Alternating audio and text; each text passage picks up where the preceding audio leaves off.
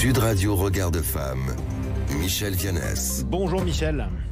Bonjour Jean-Marie. Fondatrice de l'organisation non gouvernementale Regard de Femme. Vous nous parlez du monde du numérique ce matin. Un monde beaucoup plus masculin que ce qu'on pourrait espérer. Oui, nous avons invité pour un colloque sur les femmes et le numérique.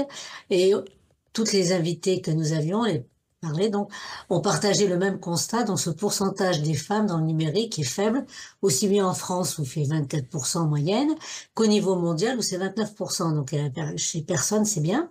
Et c'est d'autant plus regrettable que le numérique est présent partout et qu'il est devenu incontournable.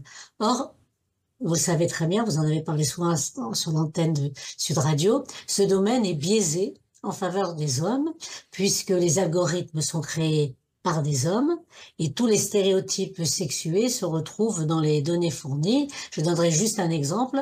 L'intelligence artificielle, elle est entraînée par exemple sur les photos trouvées sur les réseaux, sur le numérique. Eh bien, les visages féminins sont bien moins nombreux et c'est pour ça qu'aujourd'hui, 67% des hommes construisent le numérique. Plutôt c'est 67% d'hommes qui construisent le numérique. Donc 2 tiers masculins, 1 tiers féminin. Le monde du numérique, si je le résume comme ça, pourquoi, Michèle, les jeunes femmes ne s'investissent pas dans le numérique d'après vous ? Alors, d'abord, elles n'ont pas toujours été absentes, c'est ça qui est important. Et dans les années 50, c'était une répartition, je dirais, égalitaire dans l'informatique. Et c'est à partir des années 80 que c'est la chute. Et donc, pourquoi aujourd'hui la moitié des femmes, en particulier, qui entrent dans le numérique, dans le secteur de l'informatique, le quittent avant l'âge de 35 ans. Évidemment, les stéréotypes sexués sont très présents dans les entreprises. Alors, il y a la suspicion d'incompétence, ce sont des femmes, la tendance à reléguer sur des tâches administratives, le harcèlement comme partout dans toutes les entreprises malheureusement, et je dirais toutes ces agressions diverses, sournoises, tout simplement parce que les femmes ont de l'expertise et du pouvoir. Et puis il faut rajouter, sans l'oublier, bien sûr, cette réforme néfaste du baccalauréat qui a été corrigée depuis et qui a joué très négativement sur les filles, puisque, comme le montrent les chiffres aujourd'hui, les filles ont déserté pour un temps les cours de mathématiques qui étaient devenus optionnels. Or, il est indispensable que la présence des femmes se renforce dans l'économie du numérique, puisqu'elle est créatrice d'emplois, avec autonomie et bien sûr rémunération à la clé. Alors, quelle solution vous proposez ?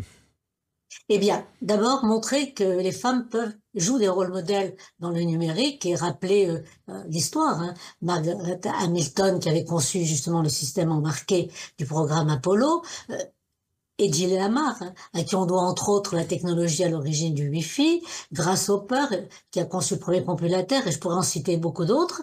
Et donc, comme le monde de demain va être numérisé, il est vital de trouver des solutions à une situation qui risque à terme d'être dramatique, puisqu'elle exclurait les femmes du marché du travail.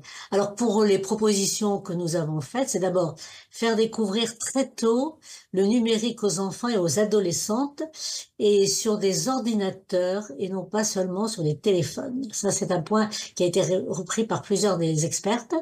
Lutter contre les stéréotypes, évidemment, et notamment celui selon lequel maths et filles seraient antinomiques.